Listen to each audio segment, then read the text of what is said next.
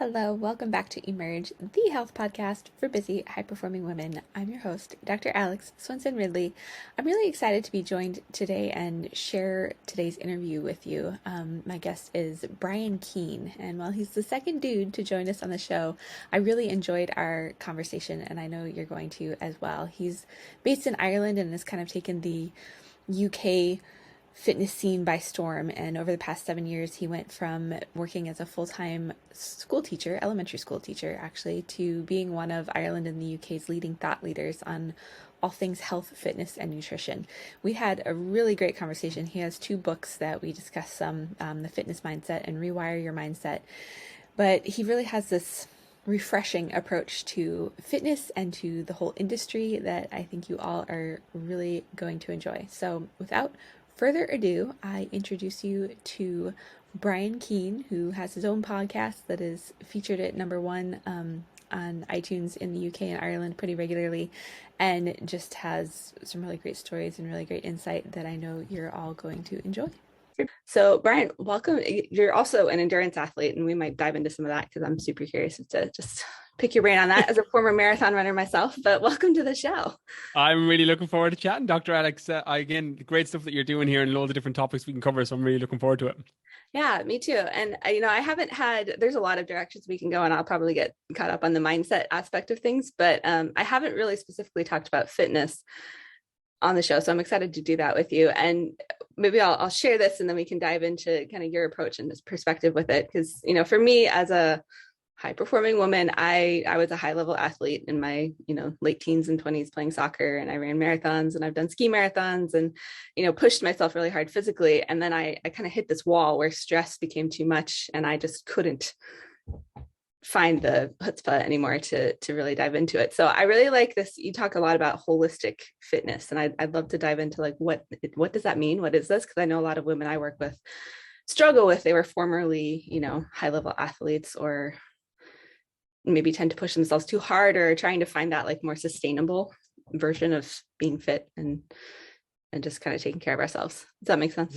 Yeah, 100%. Like, I think there's a lot of people in the same boat that fitness can be seen as kind of an all or nothing, especially if you come with that athlete background, played soccer, ran marathons, like, because fitness can be very all consuming, and for good reason. Like, if you have a big goal, like a marathon, or you're playing high level sport, it takes a lot of commitment. It takes a lot of time, a lot of focus, a lot of energy, but that can come at the cost and the expense of other things.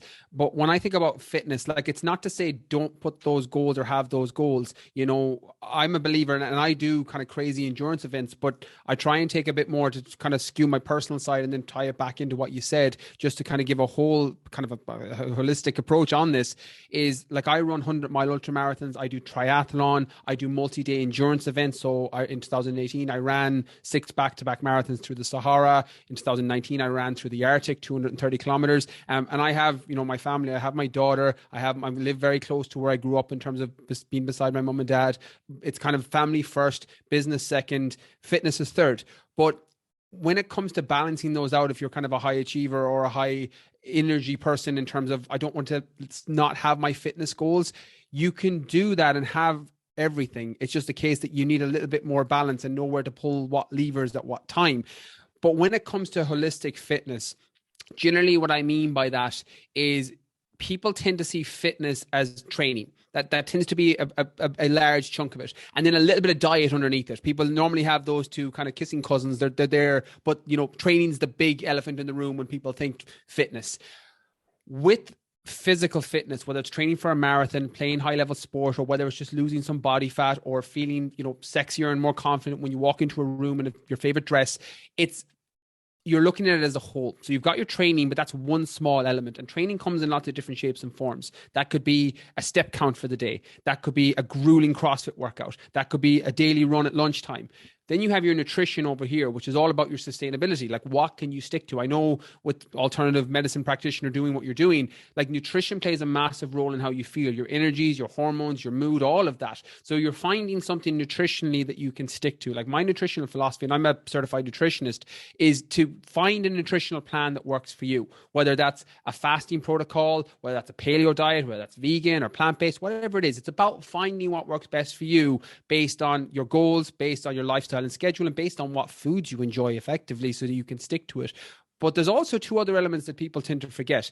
There's the sleep and stress element. Like that plays a massive, massive role in physical fitness. Your ability to adhere to a diet plays a big role in terms of the quality of your sleep. So if your sleep quality is poor, you know this, Dr. Alex, if your sleep quality is poor, you're going to have an imbalance in certain hormones, your ghrelin, your leptin, your hunger, your satiation hormones are going to be out of whack. So you're not going to be able to adhere to a nutritional plan. You're also not going to have the same intensity in your workouts. And stress kind of pulls on that lever as well. If you have too much stress, as you said, one of the things that people fail to realize, and I know you've covered this, so just to rehash something that has already been said, like stress is cumulative. Like it doesn't matter where it's coming from. So if you're training 2-3 hours a day in the gym, or you're training for 40 minutes and you have a boss or someone shouting at you and you're going through a bad breakup, that's all stress to your body. It's all elevation in cortisol. So there's a reason that people in their 20s and teens are able to push the limit for marathons and physical exertion because you don't have those same levels of stress. Yeah, you might have,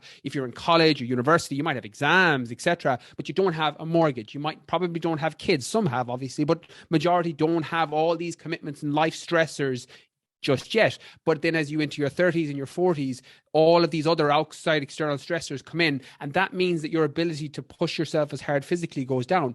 Just being aware of that normally makes you ease up on yourself, because how many people, particularly high achieving women, you know this, like I work with a lot of them that are like, oh, but I used to be able to do this, and I used to be able to train like this, and I used to be able to do my marathon in this time, and now I can't run 10K, or if I thought of 10 miles makes me feel dizzy. Like that, people, that happens, and sometimes it's a case of easing up on yourself. And then the last thing is just the mindset side in general. Like there's so much of the mindset that plays a role in holistic fitness, whether that is one extreme from, self-sabotage with nutrition, where you need to reset and get on track again, all the way up to building confidence within yourself so that, your external representation isn't what fuels your inner confidence. Like sometimes you can get a really good transformation in fitness, but you still don't feel that confident inside. You can put a new person, same person into a new body, and they might not feel confident. It depends how you get there. The example I use is like, if you have two people that jump on a diet, one person does it with a good quality nutritional plan, working with a nutritionist, working with a practitioner,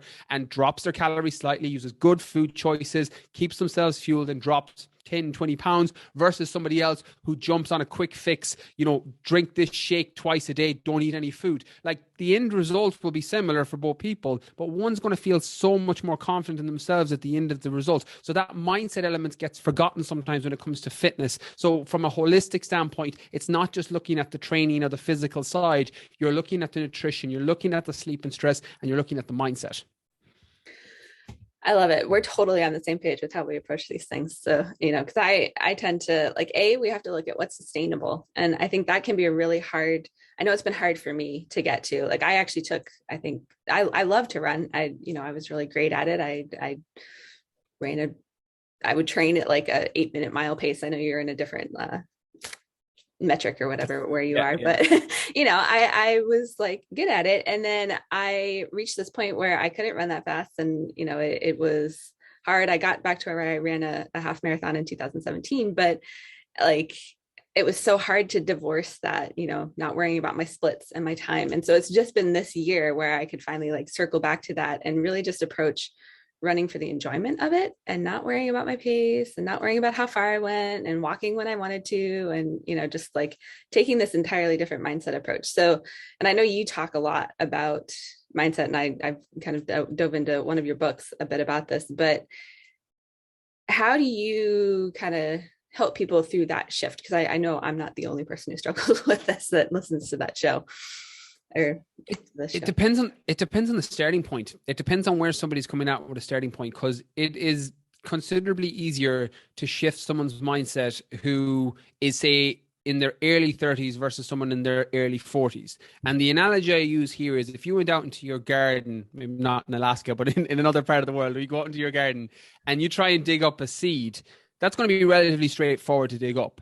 If you go out and try and pull out a sapling, it's going to take a little bit more work. You try and take an oak tree out of the ground, like you're literally going to be days there with an axe. That's kind of how your habits and how your mindset develops over time. So if you're working with somebody and trying to shift their mindset, it's considerably easier to shift a mindset of somebody in their early 20s, early 30s than someone in their early 40s and early 50s. And that's not a bad thing. This isn't to play down on that. It's to be aware from the front end that it takes longer to rewire your mindset and change up habits that have been ingrained in there for long periods of time. You know this with the sustainability factor of changing people's lifestyle. It's so much easier with somebody who hasn't all these years of bad habits built up, but this is just to align the expectations on the front end. Like, I'm not a woo-woo, think it'll happen in to just come into your life kind of coach. I'm not. I'm like, well, this is practicality. You've been doing this for 30 years. You've been doing this for 40 years, ever since you were 10, 15, 20. And now it's caught up and you're not able to sustain it anymore. You're not happy with the way your body looks or the way your body's performing. I'm like, that's cool. Now we start fresh. We need to rewire those habits and we go again. So it generally comes with small, simple changes. Like, the biggest mistake, and you know this because anyone that says sustainable, I've heard this on your previous podcast, like, making too many changes too soon is a recipe for failure. It is. Too many changes, too big of changes too soon, and you're going to fall down. We're all like that. I can't speak for everybody, but I can speak for myself and the majority of people that I've worked with. That's a recipe for failure. But small, seemingly insignificant changes that actually end up leading to an end goal or supporting an end goal is the effective way to make the changes. Like, if I'm using nutrition as an example, like, you could do this with any example, a marathon is the same, but nutrition is a very straightforward example. If you have someone who's been eating really poorly for, 50 years, you're not going to change the diet overnight because they've eating patterns. They have psychological associations around food. And there's a lot of issues potentially with food relationship or education that you need to change up there. So you don't change everything all at once. You don't go from eating one way to changing up everything all at once because you're not going to be able to stick to that. But if you do start looking at one meal, so you start considering your breakfast, that foundation meal of the day, and you start making that change, and you say, this is a non-negotiable. I'm making this change to my nutrition, my breakfast every single day, but I'm going to eat what I want for lunch, eat what I want for dinner. I'm just going to keep as normal with those other meals.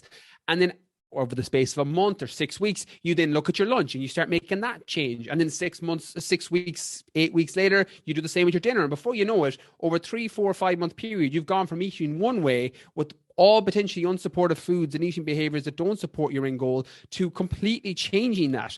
And you've been able to stick to it because the changes were smaller. And I think that's just an example for whatever change you make, whether that's an eating regimen, a step count, a physical exercise program, training for a marathon is the same. You don't go into the gym or you don't go out on the road and say, well, I'm going to run 26.2 miles today. I'm like, you go out and you run half a mile. Like, you start with half a mile and then you go to a mile and then you build up and you keep doing that gradually over time. And I think once you see that and start to look at things that way, that's normally the first step for most people.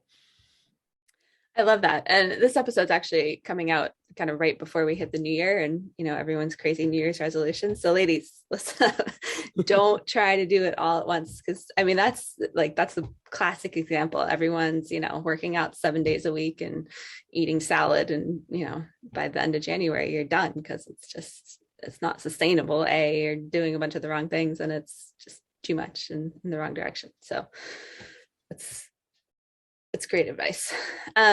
And from your standpoint, because I make this argument, so I'm curious what you have to say, because you're both in the nutrition and, by fitness, I mean like exercise and working out kind of world. And I'll be honest, like, I haven't focused as much there because I found most women I work with are like me, where their stress has just reached a point where it's honestly hurting them more than helping them to push. But that doesn't mean don't, move, don't like do something. Like, for example, I just recently, I jerry-rigged, I'm actually standing at my desk doing this interview, and I hadn't been for the longest time. And I'm like, this is a small change I can make. So, just as an example, like, I've got cardboard boxes holding a light up and it's all good. Like, you can't see it. It's behind me. But, if we were to look at like, where do we start, maybe and I know a lot of it has to do with the person, but I've always focused on like nutrition is 90% of it. And then the physical side comes into the other 10. Like, what, are you in agreement? How do you recommend people get started? Like, if we're looking at New Year's resolutions and all this?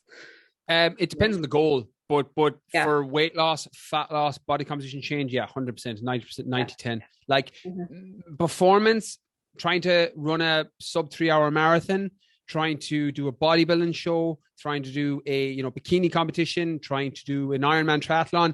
it skews more than towards the training side, because you're trying to physically push yourself to a specific point, and you're not going to go out and, you know, do an Ironman distance triathlon without any training first. Like, you'll probably drown. So, you know, it's not a good idea and not good advice. But with fitness goals, for the most part, body composition, weight loss, fat loss, that's nutrition. Like 80-90% is the progress. Like, when I think of that 10% training, I probably wouldn't even have it in there. Like, you can lose lots of weight and reduce loads of body fat by not doing an ounce of exercise. Like, now, when I say not an ounce of exercise, don't lie in bed all day. Like, but a step count. Like, I have some of my clients that I work with. Some of them don't go to the gym at all. They don't work out at all. They're literally target for the day is a step count, where I'm like, cool, we'll try and get 10,000 steps today. Be moving, standing at your desk if you have that option. All these little low hanging fruits that can potentially add up. You know, don't take the escalator or the lift at work. You know, take the stairs. And again, you make that a non-negotiable. It's like, it doesn't matter how you feel. Like, one of my mentors used to always tell me that successful people do what they have to do regardless of how they feel. And you make it a non-negotiable. So you say, I'm taking the stairs. I don't care if I'm tired. I don't care if I'm sore. I'm taking the stairs, and I'm doing that every day. Like, that one change can shift everything when it comes to body composition, because you're potentially burning more calories, which can support a deficit and help you lose body fat. But to be fair, like, you don't have to work out to lose body fat. You don't have to work out to lose weight. You just need to dial in your nutrition. Like, I won't say it's calories in, calories out, because we both know that's not true in the sense that the food choices matter, the nutrients matters. But in terms of energy and taking stored fat from your energy, it's about being able to bring those calories down so that you can tap into that stored fat on your body and use it for fuel. You don't necessarily have to do that by going to the gym an hour every day. You can do that by just bringing down your calories and your food choices slightly, you know, and that's not even necessarily like eating less food. I'm talking, you know, just bringing down, like, you go to McDonald's, you know, once or twice, a couple of times a week, like, that adds up calorie wise very quickly without a lot of food. So, like, people confuse food quantity and calorie quantity, and they're two completely different things. Like, you can eat, yeah, like, that's a big thing people make. Like, I had a lot of people come to me, Dr. Alex, who were like, but I don't eat that much and I still can't lose body fat. I'm like, okay, but what are you eating? And then they'll send me their food, and I'm like, you're eating like 3,000 calories every day. I'm like, your maintenance is about half that. And they're like, I'm not though. I'm not eating much food. I'm like, no.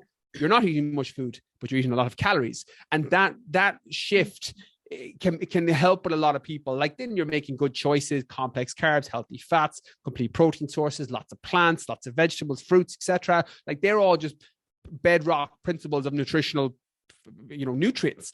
But people confuse calories and food, you know, particularly in the US, because I lived in California.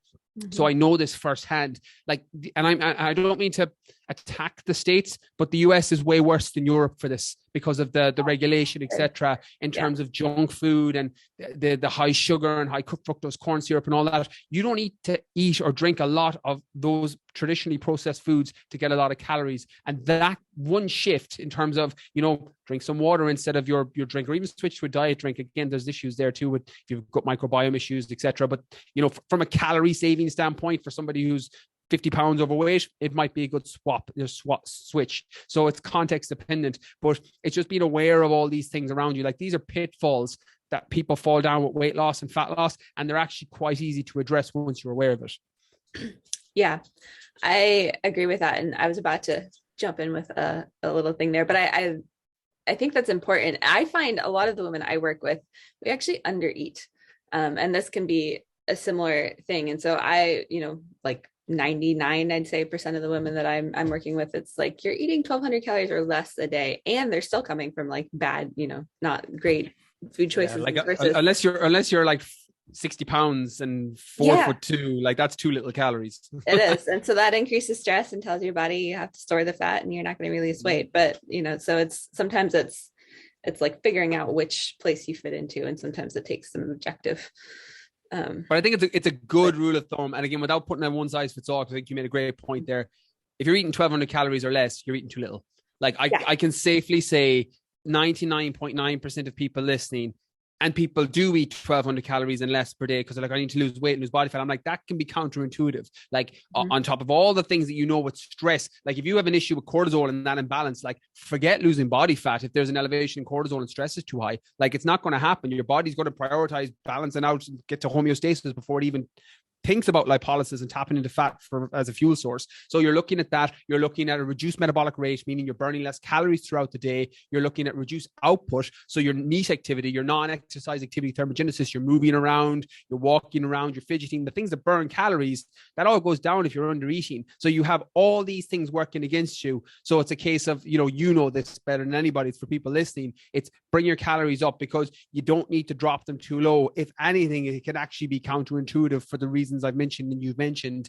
And just, again, bringing awareness to that for people, because it's another pitfall where people think, well, if I just go lower with calories, I'll lose the weight, lose body fat. I'm like, yeah, technically that on paper, that will work if you just keep dropping your calories. But like in theory, it's the high end of, is it, can't remember the quote, Yoga Berra, is it that theory and practice are the same? In theory, practice and theory are the same, and in practice, they're not. And that's the case. Like on paper, if you eat 1,200 calories every day consistently, you lose a little body fat. In practice, most people don't, for a whole host of reasons, even assuming they're sticking to it and they're not falling off track because of, adherence issues. So just think about that. If that's something, particularly at this time of year, in the lead up to the new year, that's what the temptation comes in. So just be mindful of that.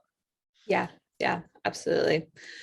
Circling back to this mindset thing, because I found, especially as I always say former, I don't know that I'm really former, but as a high level athlete, someone who pushed myself to run a marathon, and like I found our bodies are capable of a lot more than we give ourselves credit for. And I think the big limiting thing is this thing in between our eyes, as you talk about, or in between our ears, and our mind and our brain. And and you shared the story in your book of running this Arctic ultra marathon, which is insane. Like I live where it gets to 40 below, right? There's no way in heck I'm going outside. Like it burns your lungs, and like I don't even know how you did that, but it's like, and your Achilles was torn in the last, I think you said the last 70 kilometers. Yeah, that's 86 kilometers, my Achilles tore. Yeah. So, and it was 230 kilometers total. So I'm reading that and I'm like, you're crazy, but no, not really. But, there's something that has to shift in your brain where your body is capable of doing all this stuff. And I mean, that's high stress. And like, I'm sure you had lots of stuff planned, and probably a great approach to recovery, where a lot of us, especially as women who don't put ourselves last and don't focus on ourselves and don't sleep well and like all that stuff, we're setting ourselves up for failure in that sense. So I'm not necessarily saying like we have to continue to push, but also just recognizing like part of that shift becomes that we are capable of more than we let ourselves do. So I'll let you kind of maybe spitball around on some of that, but I don't know what thoughts you have there. Yeah, I do. And there's a line I have in that same book you mentioned, Rewire Mindset, that you can't give from an empty cup. And this is something I say to so many of my women. If I'm giving talks and seminars, I haven't given many recently with COVID and the way the world has been, but a lot of my girls will come, particularly mums, because mums are, my mum is exactly the closest person, biggest fan in my life, absolutely love my mum, and is literally the reason I am where I am. But always put up me and my sister first, like always, like that was her default. And a lot of moms are the same. And even though it's amazing and I'm so grateful for it, there's times when you're like, look, you could look after yourself. Like we'd have been fine, And I think when somebody says it and it lands and connects, you're like, I'm actually not looking after myself. And this shows up in different shapes and forms for people. Very much the case here. It's stress, where you're not managing your own stress levels.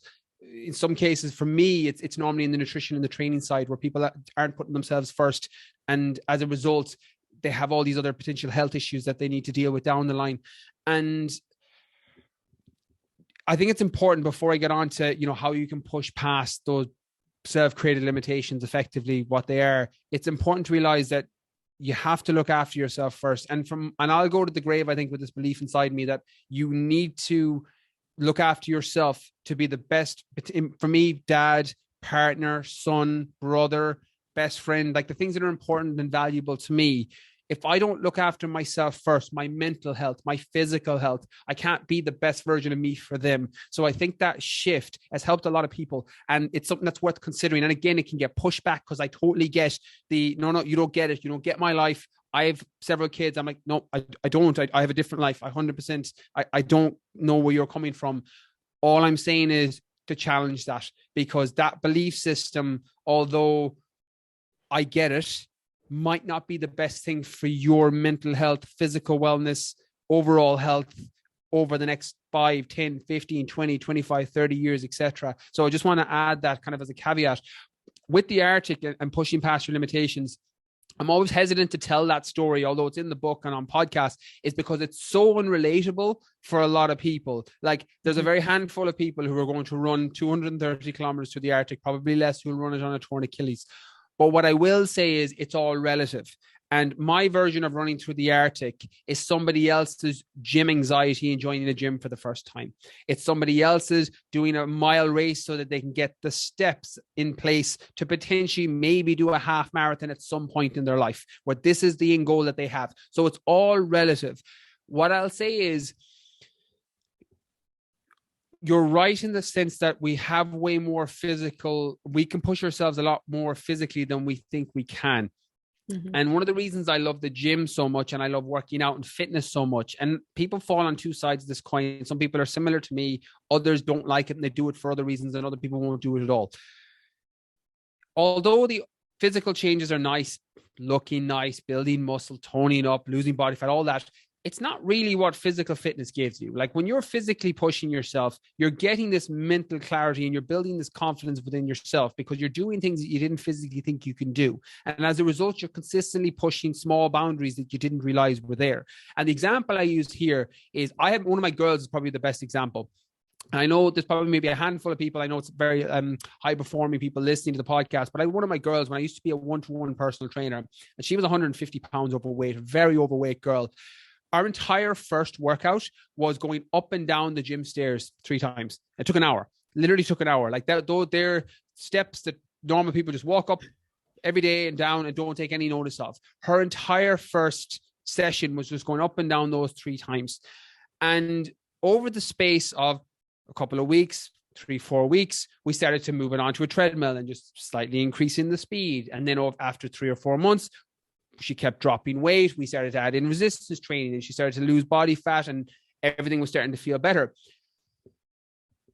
And over 6-9 months, between that 6 and 9 month period, she lost all the weight. She dropped 100 pounds plus. Now, not everybody will do that, but she went from very anxious about her health because it was being a physical concern to, I'm making the change, I just need somebody to help me. So she was already going to succeed. I was just the trainer that she happened to be working with. And after 6 months, between that 6 and 9 month period, she went on an airplane and sent me a photo. And she was like, this is the first time ever I've been able to fit into one seat. So she used to always have to buy the 2 seats and get a special belt. And she's like, this is amazing. This is incredible. And then over the space of the next year or two, she started to get really into training and she started doing a little bit of CrossFit workouts and she was off on her own and she still checks in with me regularly. This was several years ago.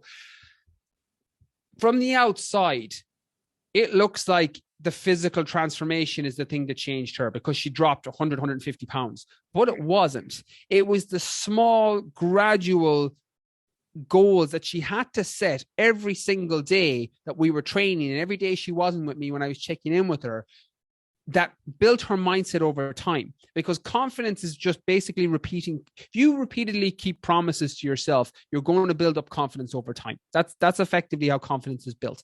And what the gym and what fitness can do is it forces you to keep those promises to yourself. So she would go in and go, well, I walked 1 kilometer today. Next month, I want to be able to walk 1.5 kilometers. I know different metric system we are, but 1.5 kilometers, 1 mile to, 1.4 miles, 1.5 miles. And she had to keep doing that over 6, 9, 12, 18 months. She wasn't able to squat, obviously, because she was so heavy in the beginning. And then we got to the point where she had a bar on her back. And she's like, geez, I'd love to be able to put some weights on this. I was like, we'll get there. And then over the next couple of months, she got there with those weight in her back. So that is reinforcing the mindset of setting small goals, keeping those promises with yourself and building the confidence. Because from the outside, when I tell my story about the Arctic, I was at the point where I had gone through my version of this, where it didn't matter. I had made the commitment to go to the Arctic and I was either finishing and running over the Arctic Circle line or I was going to be taken out in a helicopter. I had that, no plan B, I'm doing this. That isn't how everyone should approach things. But it came through years and years and years and years and years of setting small goals that helped me do that. Her story is the exact same. It's just in a completely different scenario, in a different environment. the process was exactly the same. So although we can push ourselves way more physically than we think we can, that doesn't happen in an instant. It doesn't happen in a finger click. It happens gradually over time by consistently setting those small goals and hitting them. And then from the outside, it looks like, from an external viewpoint looking in, people are like, wow, they can really push it. I'm like, yeah, that's true, but it's relative because of the story that's gone on for the years, months, weeks beforehand. And that, I think, is an important way to look at it, because there's a bit of a mindset fallacy where people will put people on pedestals. I've done this in the past myself. Marathons, for me, before I ran my first marathon, I was like, marathons are something some other people do. I was like, I could never do that. That's way too far. I was like, I can't run from here to the kitchen without feeling tired. So that my story and my internal dialogue went like that. Not realizing that, well, if I just go up and start running 5 kilometers every day, and then I built it up to 10, and then I built it up to 20, and then I ran my first marathon, and then ran my first multiple marathons. That's how you build it up. But we don't see that from the outside. So it's important to realize, when you're at the start of your journey, you're focusing on the small things, because you can get so daunted by the big goal of 26.2 miles in the case of a marathon that you don't even start. My advice is, don't focus on 26.2. I'm like, focusing on running a mile really, really well, and then increase it to 2 and increase it to 3 and see where you go. And then once you do that, and you can do this with all goals. This is business goals, my experience, relationship goals, fitness goals, nutrition goals, and you build from there, as opposed to talking yourself out of it, or having, paralysis by analysis, or analysis by paralysis, by overthinking the whole thing. Just take it. It's the old analogy, the figurative first step. Take the first step, and take the second step, and just do that repeatedly. Yeah, I love that. There's 2 things I wanted to bring up just from you sharing that. One is, are you familiar with Brendan Bouchard's dumb goals? Yes. Yeah. So I was thinking through that, and this is actually something I do with my clients that I haven't talked about on the show, but he talks about your dream, and then it's uplifting, and then the methods and behaviors that are going to get you there. And I think so many, like what you just shared, is, we have to go through all those steps of having the dream and having it be something that inspires us and is uplifting and we're motivated by. But you have to do the small steps that are going to lead you to that, and not try to do it too quickly, because that's where you fail ultimately. Yeah, it's where people fall down. And again, I've done it myself, Alex. Me too. You do too much too soon is a recipe for failure, as we mentioned earlier. And you just ask yourself, one of my biggest serving approaches with mindset, and I get my clients to do something similar, particularly the ones who are struggling, is I'm like, ask yourself the question, who do you have to become to hit that goal? I'm like, that's what you do. I'm like, and then you start to embody that. What would the best version of myself do? Would the best version of myself prepare my meals? Would the best version of myself do the workout regardless of how I feel? What does the best version of yourself do? And then you're not going to do it all the time. Life happens, you don't feel well, you get sick, something else happens external with work or family. But if you do it more often than not, I love the old Charlie Munger quote, one of my favorites. He's like, you'd be surprised at how far you'd get ahead in life if you just did less stupid things. And it's just a case of getting out of your own way. Set the goal and then try and do the thing that moves you closer to that consistently more often than not. And if you do that consistently, you will be surprised how far you get ahead. Yeah, absolutely. I think there's another version of that that's aim for the moon and you might hit the stars on the way, or it might be switched, but and I think that can be hard for a lot of, especially my type A high performing women who are listening to this. It's what do you mean I might not get there? We have to be willing to kind of push farther and bigger in terms of what we dream, I suppose, or what the goals are, because in pursuing that, you'll reach heights that you never would have in the moment. Well, just to piggyback on what you said there, Alex, because I'm super type A as well, and again, I work with a lot of people who are very similar. The analogy I use in both books, Fitness Mindset and Rewire Your Mindset, is to make sure that your ladder is up against the right wall. So the example I use here, I was an elementary school teacher, so it wasn't high school, it was elementary school. Okay. I was in. And I spent 4 years getting an undergraduate degree. I was in business originally, and then I did a postgraduate to become a teacher. And I spent 5 years studying to become a teacher, thinking, this is what I want to do. This is what I told my family, my friends, everybody what I want to do. And I was an hour into my first day teaching elementary school, 3rd grade. And I was like, this isn't what I want to do. And the analogy that I used was, it felt like I was spent years climbing a ladder and then realized it was up against the wrong wall. And I think for type A's, it's very important to ask yourself the question, is my ladder up against the right wall? Fitness, relationship, business, whatever goal you've set for yourself, and then constantly checking and asking, well, am I enjoying this process? Because it's very easy as a type A. Like, it's a superpower, but it's also the worst thing about being type A, that you can get tunnel vision and you're just go, get it done. Like, it's literally the best thing ever when it comes to external achievement and hitting a specific goal that you've set for yourself. You generally don't have the, oh, will I, won't I? You just go and you're gone and you get it done. And that's brilliant. But the downside of that is you never question the process while you're doing it. And when I think back to when I became a teacher and certified and qualified as a teacher and was working as an elementary school teacher, I never once asked the question, am I enjoying this? Do I want to be a teacher? Like, such an obvious thing now, like, but I didn't, and I have people I've worked with diets who are the same. I'm like, have you ever asked yourself, is this something you can do over the long term? Like, oh no, I'm just going to do it for 6 weeks. I'm like, why 6 weeks? What happens after that? Like, do you die after 6 weeks? Are you gone? And they're like, no, well, I'll go back eating the way I normally eat. So I'm like, that mindset is all about just getting your ladder up against the right wall or whatever it is you're doing, and then checking in on it. Yeah. One of the mistakes I've made for sure, and I've made a lot of them. Oh my God, have I made a lot of them? But try not to make the same ones over and over again. And I think it's important, if you're listening to this podcast and stress is an issue and you've tried X, Y, and Z and it hasn't worked, you need to ask, what's the common denominator here? I know you have the alternative, the programs, you're working as a health coach with them. And I work as a coach, more so body compositional change, etc., with people. But there's always a time and a place when somebody is right to come into a program. And if you're listening to this podcast and you've gone from, Alex's program to my program to someone else's program, and none of these things have worked, sometimes it's a case of asking, well, what's the common denominator here? Like, who's the common trend? And the analogy I use in the book and the story I tell in the book is, before I met my partner, I went through relationship after relationship after relationship. And I always, when they ended, was like, oh yeah, it's them. I was like, it's them. And after about 5 times where the same thing happened, I was like, well, there's a common denominator here in all of these relationships. I was like, maybe I'm the problem. And the analogy I use in the book is that, if somebody calls you a horse, it's on them. 2 people call you a horse, it's a conspiracy. 3 people call you a horse, it's time to get some saddle and some hay. If things are happening recurrently, you might be the issue, you might be the problem. And if you're a type A personality, constantly going after things, constantly putting life to the side to hit this goal, work target, fitness target, etc., and you keep making those mistakes over and over again, you need to look at yourself. You need to bring a little bit of self-awareness to it, because nothing's going to change until you do that. And as someone who's made the mistake over and over again and is just trying not to make it the same ones, it's worth pulling it back, because it's so easy. And I could easily see myself fast forwarding 15, 20, 25 years and being exactly how I was in my 20s and 30s, because it's so addictive being type A. Set the goal, go after the goal, set a big goal, get another goal. But that's really addictive. But sometimes it's not what you want, and normally comes at the expense of other things. Hence the holistic approach with nutrition and fitness and training and life and mindset and everything.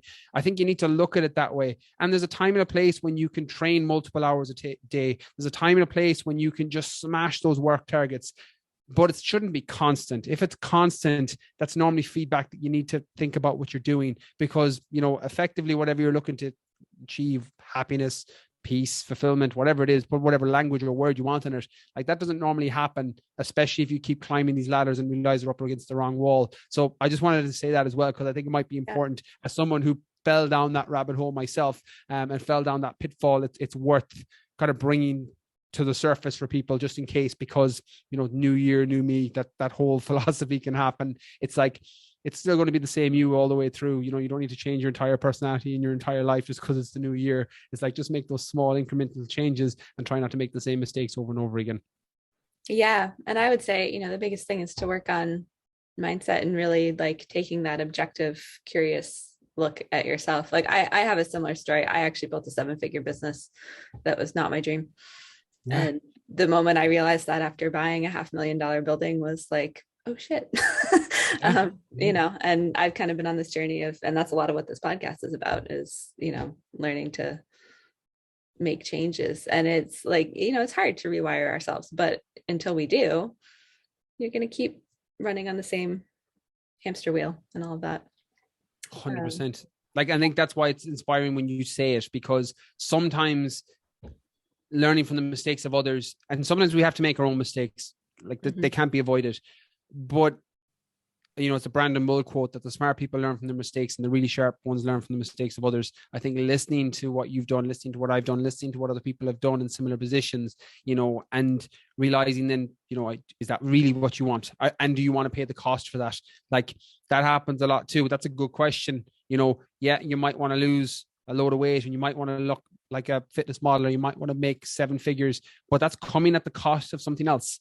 Sometimes when you weigh it all up, you realize, well, actually, I want more time with, your son or my daughter or family members.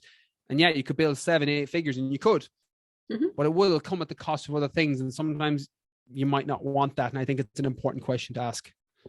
Yeah. And I think that that's getting a really good, heart of things. Cause I know in the high performance world, it's like, we're always driven by that next thing. And I've been exploring this for myself because I'm working on a second doctorate degree. It's like, do I need it? No, and so I actually paused for a while to just like a year, just to really look at like, what is my drive? Like, why do I want this? Is it the status? Is it the achievement? Is it the next thing to do? Or, I finally came to the realization that I'm just a lifelong learner and I'm super interested in what it is. So like, that's okay. I can do that from there. And I have a totally different approach, but we go after so many things and take stuff on that really honestly don't serve us. They're just serving some image or, thing that we think we have to aspire to. That has Well, ask yourself, what would you do if no one was looking? I use the analogy in the book that one of my best friends, Dan, is a big car person. He loves cars, and I don't care about them. They're literally 4 tires on a piece of metal. I'm like, as long as it gets me from where I need to go, I'm good. But I love working out. And he hates it. He trains because he wants to look good. And we fall on polar opposite sides. And I always ask the desert island question. I'm like, if you lived on a desert island, would you be doing the thing you're doing? Or would it be to try and impress somebody? And his answer is always, if I was on a desert island, I'd want a Lamborghini to drive around. And I'm like, well, I'd pull 2 branches together and I'd do pull-ups. So that tells us a lot, about why you're doing things. Because if it's for status or it's for something external, don't try and fill internal issues with external things. Like, that's a recipe for failure as well, and just leads to misery from personal experience. But asking, if you're on a desert island by yourself, would you be doing this? It sounds like you'd be going back doing the doctors because you're a lifelong learner and you love it. And I think that gives you clarity, as opposed to other things that might be pulling from a different direction, or you're doing it from another place, for me, a place of ego or a place of wanting admiration or whatever it is, things that just not the position where I should be making decisions from. So I think that's a useful one for people when they're going after these things. Ask, well, would you do it if no one was looking? And would you do it if you were on a desert island? Yeah, absolutely. And then the other thing I liked from your book, and we could talk forever, so we can wrap up on this, or if there's anything else you want to add, but I think you said something about, tell me what you're doing and I can tell you where you'll be in a year. And I think just going into like the new year and kind of thinking through all that, and some of my favorite activities I've done around this time is like completing the year before, and just looking at what I did accomplish, what I did achieve, because I think we can also undervalue the things that we have actually done, or like not acknowledge them. But then moving into creating that new year is like, what are you doing and where's it going to lead you to? So I don't know if you have anything you want to add to that, but yeah, like the line I use there is, tell me what you do every day and I'll tell you where you'll be in a year. And it applies to nutrition, it applies to fitness, it applies to business, it applies to everything. Ordinary things done consistently well equal extraordinary results. And it doesn't matter what those things are, but you need to be consistent with them. And it's funny you said that, like, it's such a type A thing that you don't look back on the things you have achieved. Like, it's the high end. Well, I've done that. What's next? And I still amn't perfect with this, but I am getting better, where I'll reflect at the end of the year and go, well, that was amazing. That was a goal 6-12 months ago. And you did it. Good job. And it sounds so strange, but I think anyone that's type A gets it, because we don't do it by default. We don't. We're like, well, that's done. What's next? Next biggest thing. Yeah. And I think there's definitely a time and a place, particularly now towards the end of the year, coming into the new year, to do that. Like, that just makes you, I don't know what it does, but it pulls you out of that go race car, go mode. Mm-hmm. And that's a great mode to have. And it's a great switch to be able to flick because it's useful in context. But if you do that all the time, your car breaks down. You know, like you have people, it's probably not a coincidence. There's a lot of people listening here who have an issue with stress because burnout can cause stress. Because if you're constantly pushing, and you'd be shocked, and you know this better than anybody, how much you can override that. You know, you can keep pushing on and you can keep pushing on. You can override it to a certain point, but eventually your body breaks down in some shape or form, whether it's heightened stress, decreased energy levels, zero sex drive, extreme fatigue, whatever it is. Eventually it'll break down, but you could be pushing for years. And there was warning signs. Like if you keep the car analogy, there was probably a flashing yellow light in the car at some point, but we just ignored it. And if we didn't, the car wouldn't have broken down, i.e. your body, your mental, your physical health, etc. So I think be mindful of those warning signs. And I think one of the ways to do that is to reflect on the things you have achieved and realize that this was a goal once upon a time, 6 months ago, 12 months ago, and you did it. Well done. Good job. Sit and reflect and then set the next goal. But I think that alone is the equivalent of slowing down the car and just gives you that little bit of leeway and gives you that little bit of runway where you don't keep pushing. I love it. And it's so true. And I'm still working on that for myself. You know, it's like, I look back, I've lost 30 pounds this year. Have I like acknowledged or celebrated that? No. It's like, all right. You will now though. You totally will now. Yeah. So, you know, those listening, I know we're not alone on this plane. So, you know, if you do anything going into the new year, just reflect and acknowledge what you have achieved, because I promise you it's more than you've given yourself credit for. Yeah. Well, Brian, this has been great. And I feel like we could talk for 3 hours, but we'll keep it brief so people can, you know, get on with the next thing of their day. But is there, just in wrapping this up, you know, do you have any parting thoughts, words of wisdom? Definitely how can people connect with you? I know you are quite big on social media as well. So, yeah. So parting thoughts would be kind of against what I would normally say on podcasts, because generally when you're on a non-type A type podcast, I normally tell people set the goal, go get it done. Successful people do the thing they have to do regardless of how they feel. That's generally not the problem with type A personalities. It's not. With type A personalities, as somebody who I want to say doesn't want to rehab back into the type A consistent where I'm constantly go, is understand that the thing that has served you so much until now might be the thing that breaks you down in the future. And to just be mindful of that. And as somebody who found out the hard way, as most of us do, when life punches you in the face, a little bit of reflection and a little bit of just self-awareness around what it is you're doing, why it is you're doing it, the things we've talked about today. Realize that superpower that once served you of go, being a type A might be the thing that makes you break down in the future. So just try and stop it. Prevention is better than cure when it comes to that. And I think that's the kind of the parting words that I would leave. And then find me at my podcast, the Brian Keane podcast, Instagram, Brian Keane Fitness _Keane Fitness. I'm on everything though. Like I'm literally, if people like to listen, podcasts, they like to read the newsletter or the books, if they like visual, YouTube, Facebook, Instagram. Awesome. Well, thank you so much for taking the time and just bringing your knowledge and expertise to the show. I really enjoyed our conversation, and I know it'll make a big difference for those who listen. So I did too. Thank you so much again for having me on.